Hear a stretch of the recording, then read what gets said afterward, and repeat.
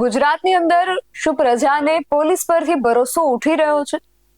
આ પ્રશ્ન આજે વિધાનસભાના અંતિમ દિવસે વિધાનસભાની અંદર વિસાવદરના જે ધારાસભ્ય છે ગોપાલ ઇટાલિયા એમના દ્વારા ઉઠાવવામાં આવ્યો હતો, પરંતુ સભાગૃહની અંદર આ પ્રશ્ન બાબતે ચર્ચા નથી થઈ, એટલા માટે એમણે મીડિયા સમક્ષ આ બાબતને લઈને ચર્ચા કરી છે. શું છે સમગ્ર વિગત જાણીએ અહેવાલમાં. જય હિન્દ, BSI TV ન્યૂઝ પર આપની સાથે હું છું નિધિ ગઢવી.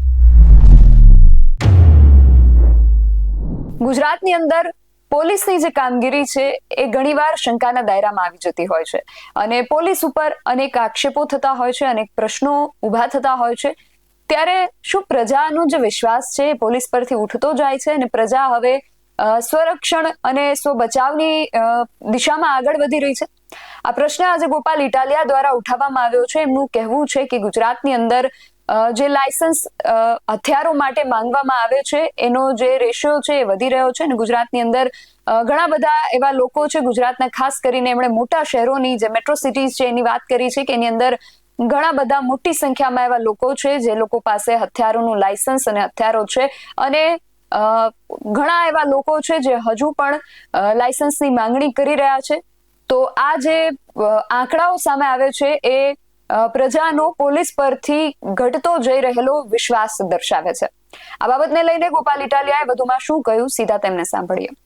આજે વિધાનસભામાં છેલ્લો દિવસ છે, 25મી માર્ચ 2026 નો દિવસ.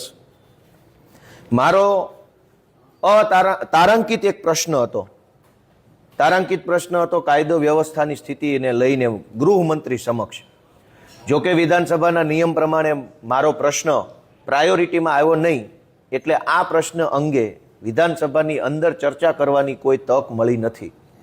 પરંતુ સરકારનો જે જવાબ આવ્યો છે એનું વિશ્લેષણ કરીને જનતા સુધી માહિતી પહોંચાડવી મને બહુ જરૂરી લાગે છે. એક બાજુ ગૃહમંત્રી દ્વારા, ભાજપની સરકાર દ્વારા સબ સલામતના મોટા મોટા દાવા કરવામાં આવે છે. અહીંયા તો બહેનો દીકરીઓ પણ રાત્રે ફરી શકે છે, ખૂબ સુરક્ષિત છે, આમ છે તેમ છે, બહુ મોટી વાતો થાય. પણ આજે જે આંકડા સામે આવ્યા છે એ આંખો ફાટી જાય એવા આંકડા છે.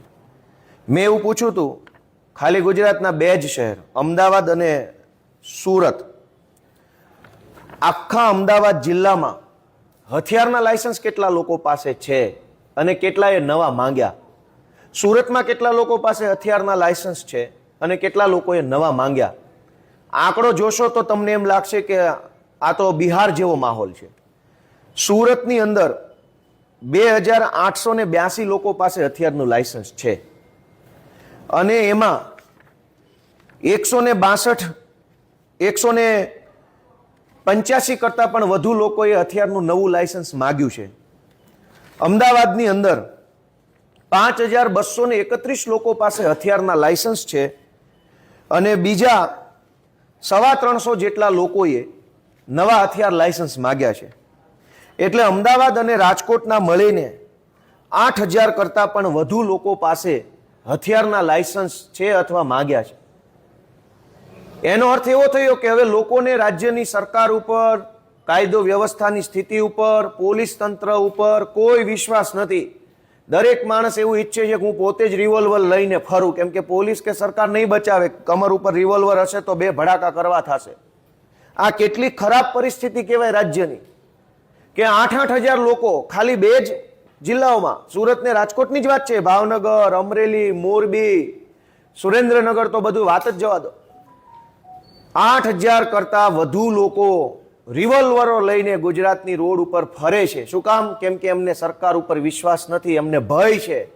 એટલે એ પોતે પોતાની સુરક્ષા કરવા માટે થઈ અને સરકાર પાસે સ્વરક્ષણ હથિયાર માગ્યું.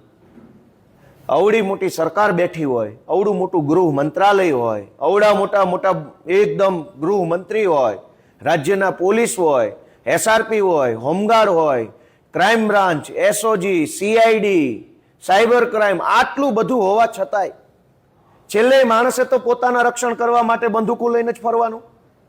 તો સરકારનો મતલબ શું વધ્યો જો દરેક માણસે પોતે પોતાની રિવોલ્વર લઈને ફરવું પડતું હોય તો? અને ધારો કે સ્વરક્ષણ જ બધાએ કરવાનું હોય તો 5000 લોકો જ શું કામ? 8000 લોકો જ શું કામ? આખા ગુજરાતને રિવોલ્વર આપી દે હર્ષ સંઘવી કે બધા રિવોલ્વર લઈને ફરો, જ્યાં ડખો થાય ત્યાં ભડાકા.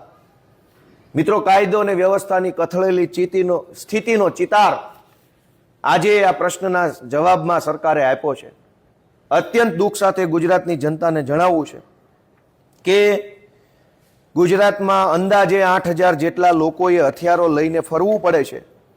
એ પરિસ્થિતિ બતાવે છે કે ગુજરાતમાં લોકોની જાનમાલની, પ્રોપર્ટીની, પોતાની જાતની કોઈ સલામતી જનતા અનુભવતી નથી અને માટે વધુને વધુ હથિયાર લાયસન્સો સરકાર પાસે માગવામાં આવ્યા છે.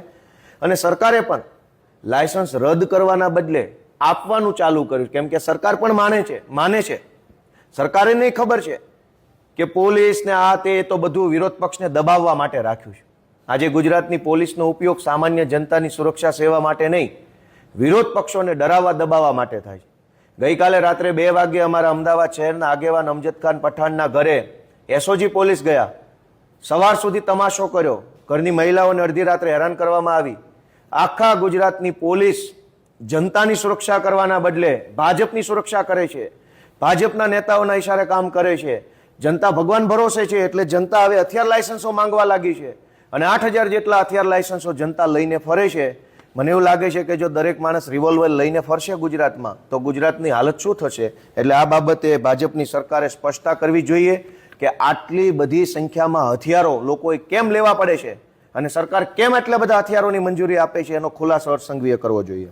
તો ગોપાલ ઇટાલિયા દ્વારા જે આંકડાઓ અને જે બાબત રજૂ કરવામાં આવી છે, જે વિષય એમણે જનતાની સમક્ષ મૂક્યો છે, એ વિષયને લઈને તમારું શું માનવું છે અમને કમેન્ટ કરીને ચોક્કસથી જણાવજો. આવા જ વધુ અહેવાલો સાથે મળતા રહીશું. તમે મારી યુટ્યુબ ચેનલને સબસ્ક્રાઇબ કરવાનું અને અમને ફેસબુક અને ઇન્સ્ટાગ્રામ પર ફોલો કરવાનું ભૂલશો નહીં. બાકી નવી અપડેટ્સ માટે આપ જોતા રહો BSI ન્યૂઝ. નમસ્કાર.